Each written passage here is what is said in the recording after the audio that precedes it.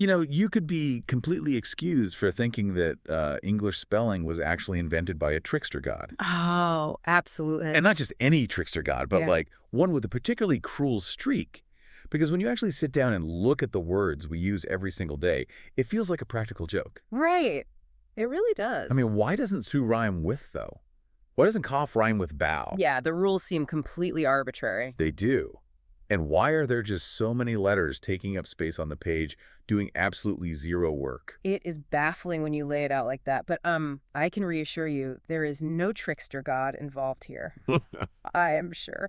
There are actual concrete reasons for why things are the way they are. Our spelling isn't some cosmic joke. It's basically a fossilized record of our history. I really want to believe that, but when I look at a word like hiccup, it tests my faith in logic. Fair enough. To see the logic, we really have to establish one foundational rule for this deep dive, and that is word plus time equals change. Word plus time equals change.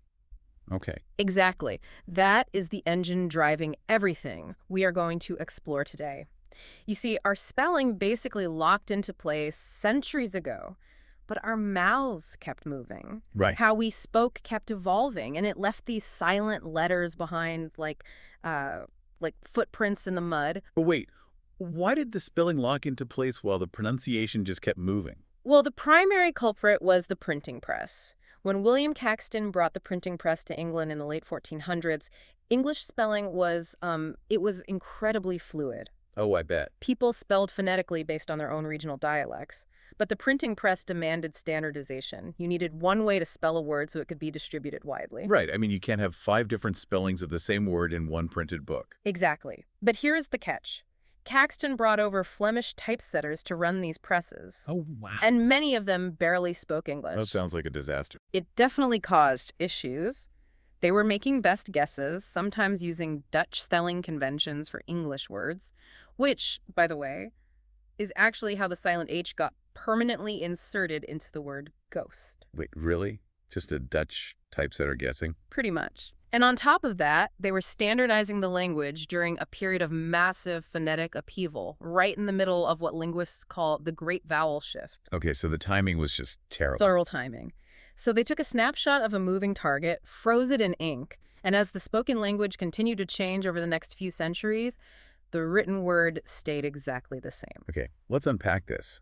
To understand why specific letters went silent, we really have to look at where English got its vocabulary. Right. The way I'm looking at it, English is basically a computer operating system that downloaded a massive amount of foreign software. But it entirely lacked the phonetic hardware to run certain lines of code. That's a great analogy. Like, it borrowed thousands of words from other languages, but native speakers physically resisted pronouncing certain foreign sound clusters. They just bypassed the incompatible code entirely. That is a highly accurate way to visualize it. Those incompatible lines of code are sound combinations so uncommon in native English that speakers they bypass them. Take words of Greek origin. Okay. There are very few native words in English that begin with the M consonant cluster. So when a Greek root like nem arrives via Latin in the 1600s, which gives us words like mnemonic, we hit a hardware compatibility issue. You mean the M and the N right next to each other at the start of a word? Yes. The M was actually pronounced before the N in mnemonic as recently as the late 1800s. Really? Just M mnemonic? Yes, but it requires an awkward reset of the nasal passage right at the start of a breath. It wasn't until relatively recently that English speakers just dropped the M completely. They just collectively decided it wasn't worth the effort. Exactly. And it's not just the MN combination. I mean, we see the exact same hardware failure with the Greek PS combination, words like psychology, psalm, or pseudo. Oh, yes. The P is totally silent for us. But there is this hilarious historical anecdote from over 100 years ago. An editor of the Oxford English Dictionary actually demanded that English speakers restore the P in psychology. Yes, he did. He wanted everyone to match the French and the German pronunciations, where they still sound out the P right before the S. He was a purist. He was trying to force a phonetic correction long after the public had already moved on. And English speakers completely ignored him. They kept right on dropping the P. Because language is ultimately democratic. You cannot dictate pronunciation to millions of people who have already found a more efficient way to speak. Right. And we see the exact same democratic rejection with the PN cluster. Words like pneumatic and pneumonia. They came through Latin from the Greek word for wind or breath. Modern French speakers still pronounce the initial P, but English speakers abandon it. But there's a weird exception to this rule, actually. Most of those new words relate to air or medical contexts, but there's pneumatology, the study of spiritual beings. Ah, yes. It still has the silent P, but it feels completely out of left field. Well, the Greek root meaning breath or wind was frequently metaphorically extended to mean spirit. Oh, okay. That makes sense. But if you want to look at the absolute oddest consonant cluster that we bypassed, look at the word chthonic. Oh, man, chthonic. C-H-T-H-O-N-I-C, relating to the underworld or the realm of Hades. Try pronouncing a K sound, an H aspiration, and a TH sound in rapid succession right before hitting a vowel. K? No, I can't.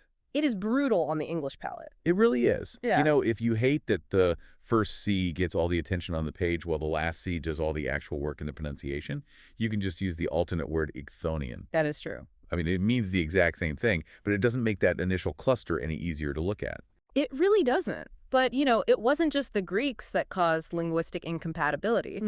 English also violently rejected a very specific sound used heavily by its immediate European neighbors. Okay. It's what linguists call the velar fricative. You're talking about the back of the throat rasp. Exactly. If we break down the Latin roots, velar refers to the soft palate at the back of the roof of your mouth. Right. And fricative means to rub. So you are literally rubbing air against the back of your palate. You hear it in the German word bush or the Scottish word loch. And because that heavily textured sound isn't part of conventional English hardware today, whenever we borrowed words that featured it, we just eventually smoothed it out. Precisely. Like, the letters stayed, but the sound vanished. Take the word yacht, borrowed from the Dutch. That CH was originally a raspy velar fricative. The Dutch jocked. English speakers couldn't handle the rasp, so it went silent. Same with chutzpah, borrowed from Yiddish. It's famous for Leo Rosten's 1968 jocular definition. Oh, I love this one. The quality of a man who kills his parents and then throws himself on the mercy of the court because he's an orphan. That perfectly captures it. Right. But our standard dictionary definition is just supreme self-confidence or gall. But the spelling starts with a CH. In Yiddish, that CH stood for the velar fricative. Yes, it did. But English speakers just drop the rasp, turning the C completely silent and leaving us with just a standard H sound. But the interesting thing is, this phenomenon wasn't restricted to foreign loanwords. This happened to native Old English words, too. Wait, really? Oh, yes. Words like night, light, sight, fright, and right. Wait. We used to rasp our way through basic words like night and light. We absolutely did.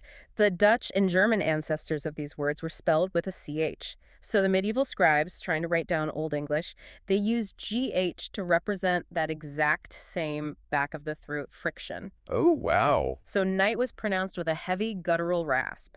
Over centuries, as the English accent softened and shifted forward in the mouth, the pronunciation of that rasp vanished. But the spelling stayed. Yes, because the spelling had already been standardized by those early texts. The GH was left behind on the page, totally silent. So the printing press basically locked in the GH just as the public was deciding they didn't want to make that sound anymore. Precisely. Okay, here's where it gets really interesting, though. While missing hardware explains foreign words, and the velar fricative explains guttural rasps, some silent letters are strictly a result of our physical anatomy forcing sounds to merge. Very true. Like the silence in words like rap with a W and write with a W isn't a phonetic mystery at all. It's anatomical. It's all about the physical shape of your lips. In fact, I recommend trying this wherever you are listening. Form your mouth to say the sound ru. Ruh. Okay, I'm doing it. Now form your mouth to say the sound woo. Ruh. Both of those sounds require the exact same slight protrusion and rounding of your lips. Oh, yeah, they really do. Because your lip positions are physically identical, trying to articulate a distinct followed instantly by a distinct row in rapid succession is wildly inefficient. Yeah, it just doesn't work. It feels terrible to say. They are practically indistinguishable, so over time, the body found the path of least resistance. The W and the R simply melted together. Oh, I see. The W went silent because our lips were already in the required position for the R, and you see a similar anatomical simplification in words like knife, night, and gnaw. With the silent K and G. Yes. Hundreds of years ago, the initial K and G in those words were fully pronounced. Knife. Ka. Right. It's exhausting for the mouth to transition from a hard stop in the back of the throat, which is the K or G straight, to a nasal continuation like the N. So eventually those sound clusters simplified into the single N sound. So far, we're talking about the beginnings of words, but consonants melt away in the middle of words, too. Yeah. Especially the letter L in words like calm, palm, and talk. Yes, to understand the disappearing L, we have to look at the difference between what we call a light L and a dark L. Okay. Let's do another physical test for everyone listening. Say the word lull. The first L is a light L. You pronounce it at the front of your mouth, right behind your teeth. Right. But that final L is a dark L. To make that sound, you have to raise the back of your tongue slightly. Oh, wow. Yeah, you really can feel the tongue shift backward for the second one. Lull. Exactly. Now, when a dark L comes right before certain consonants, like an M or a K, it has a tendency to change the sound of the vowel before it, and then it physically melts into that next consonant. So it disappears. It does. That is exactly why calm doesn't rhyme with cat and talk doesn't rhyme with tack. The dark L alters the preceding vowel and then essentially vanishes into the M or the K. But wait, if the dark L naturally melts into a K, why do we still pronounce the L in a word like bulk or sulk? That is an excellent distinction. It depends entirely on the vowel preceding the L. Oh. With front vowels, like the A in talk or balk, the transition to the dark L and then the K is anatomically cumbersome. So the L drops out. But with back vowels, like the U in bulk, your tongue is already positioned closer to where the dark L is formed. It's a much easier transition, so the L survives. So basically the physics of the mouth dictate the spelling. Well, they dictate the pronunciation, and the spelling is just left holding the bag. It's also the exact same phonetic process that explains certain modern accents, by the way. Really? Like which ones? Well, in a Cockney accent, the dark L often turns entirely into a vowel sound. So a word like trouble is pronounced as trubo. Oh, right. Trubo. The L is completely gone, replaced by the vowel your mouth naturally forms when the tongue drops. Okay, so biological efficiency explains write and night and talk. But, that natural evolution doesn't explain everything. Sometimes human beings forcefully intervened, Oh, yes. like artificially injecting letters into words based on terrible logic or social class. The false analogy is a very powerful force in linguistics. Let's look at the words should, would, and could. I actually noticed a massive discrepancy here when looking at the sources. The root of should is shall. The root of would is will. So, they both earned their L's. Yes. But the root of could is can. There is absolutely no L in can. You're entirely correct. The L in should and would used to be pronounced back in the refined speech of the 1500s. They rhymed with gold and told, like the word shoulder. Okay. But then for whatever reason, the L naturally dropped out of pronunciation in the 1600s. But people literally shoved a silent L into the word could just to make it visually match should and would on the printed page. They did. They manufactured a silent letter out of thin air just for aesthetic symmetry. It's a remarkable example of how human psychology alters the natural path of a language. We wanted a pattern, so we forged one. That's wild. And we see a similar phenomenon with the ghost T in words like soften, hasten, fasten, and listen. Wait, why did the T drop out of listen? Well, listen comes from the Middle English word listen. Middle English speakers naturally dropped the T because it was physically difficult to pronounce when stuck directly between an S and an N. So it's that path of least resistance again. Exactly. But often is a different beast entirely. Its root is oft, which we still actually use in compounds like oft repeated. Yes. So when they added the N suffix to make often, the T naturally fell away, just like it did in soften. It did. But then something very strange happened in the 1600s. As the printing press rapidly expanded literacy rates in England, people began reading much more widely. Right, more books available. And they saw the T printed in often. And because they were navigating this newly codified written language, they started pronouncing it simply because it was there. It's a reading-influenced pronunciation. So they basically peer-pressured themselves into pronouncing a letter that had already gone biologically silent. Exactly. But there's a royal twist to this story. Ooh, do tell. Queen Elizabeth herself did not pronounce the T in often, and because the monarch dropped the T, it immediately became the prestige pronunciation. Oh, I see. The aristocracy wanted to separate themselves from the commoners who were suddenly learning to read. Dropping the T became a class signal. Precisely. It signaled that you learned your vocabulary in the refined halls of the court, not from sounding out words in a printed book. That is so deeply petty. It is, and that aristocratic preference survived for centuries. which is why dropping the T in often is still considered completely standard today, even though pronouncing it has also become a standard choice. Okay, so if could was an accident of false analogy and often was a tug of war between the printing press and the queen, other silent letters were acts of pure, deliberate academic arrogance.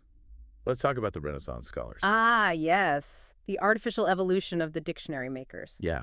During the medieval period, English borrowed a massive amount of vocabulary from French.